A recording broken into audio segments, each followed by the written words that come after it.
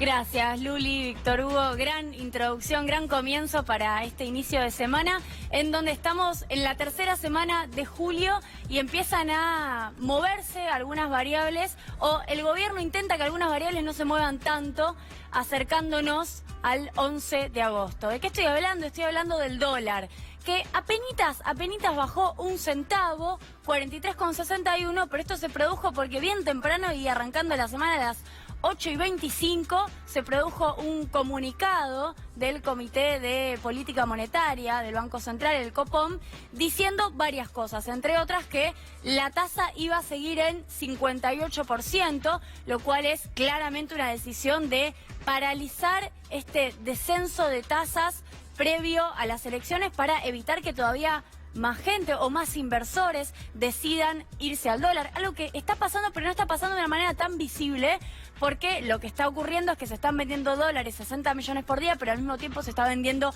dólar futuro, con lo cual no es tan visible este traslado hacia el dólar, que es una decisión de los inversores este último tiempo.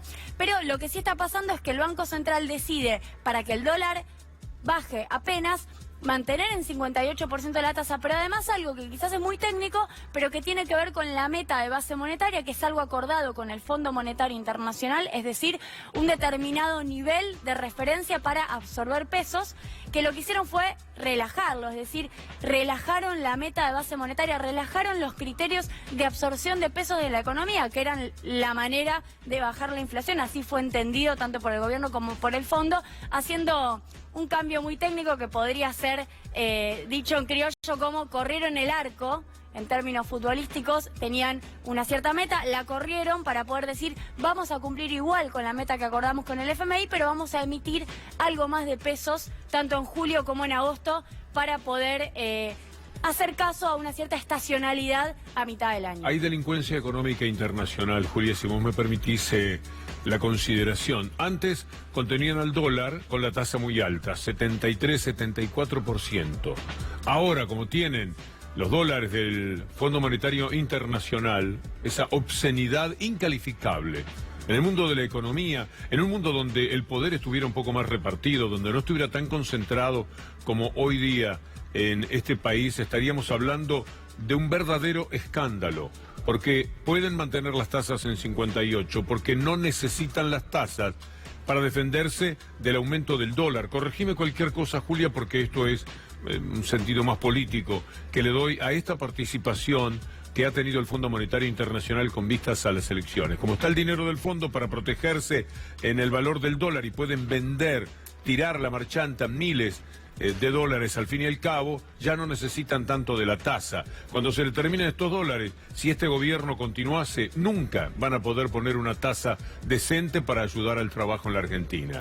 Sí, hubo dos movimientos, dos operaciones que se hicieron conjuntamente con el FMI allá por el mes de marzo-abril, para que esta tasa pudiera ser de 58, como bien señalás, Víctor Hugo. La primera, un desembolso de 11.000 millones de dólares allá por abril, que fue el más grande y el último más grande que va a ser parte del acuerdo tanto que reciba este gobierno como el gobierno que venga. Y la segunda operación fue autorizar al Tesoro a vender dólares, y esos 60 millones de dólares, y autorizar al Banco Central a intervenir libremente en el dólar. Eso fue lo que de alguna manera desincentivó, porque tiene mucho que ver el tema de las expectativas en la economía, desincentivó a varios a jugársela, a presionar por el dólar, sabiendo que tenía más poder de fuego el Banco Central. Una cosa más, Víctor Hugo, después de este comunicado del 58% de tasa, que además se traslada a otro tema muy técnico, pero es exigirle a los bancos que trasladen un poco más esta tasa LELIQ al plazo fijo, y el plazo fijo pasó de 49% a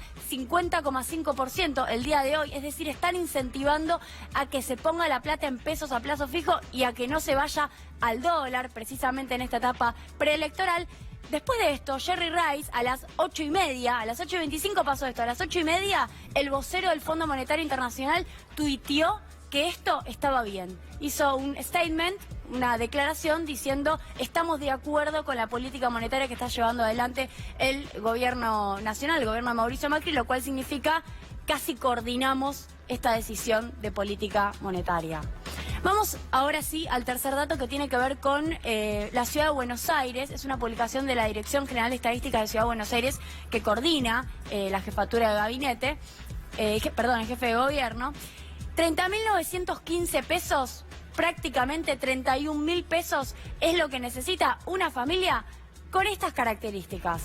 2 activos, hombre y mujer de 35 años de edad, es decir, tienen trabajo y tienen un ingreso que se supone que es laboral, es decir, no son jubilados, pero que además son propietarios, es decir, que este nivel es para quienes son propietarios y tienen 2 hijos, se consideran entre 9, uno de 9 y otro de 4 años, con estas características. Sería entendible esa canasta si se refiere solo a los alimentos, canasta básica de 30.000 pesos para estar en la clase media. El propio gobierno de la ciudad dice que se necesitan 50.000, 49.000 y pico, lo tengo el dato para la columna. Si sos propietario, si la casa es propia, dice que con 50.000 pesos sos clase media. Una de las primeras cosas que debemos decir, Julia, que la apreciación clase media no existe. Son una multitud de capas que hay entre quienes por distintos motivos nos decimos clase media, porque no somos ni inmensamente ricos ni tremendamente pobres.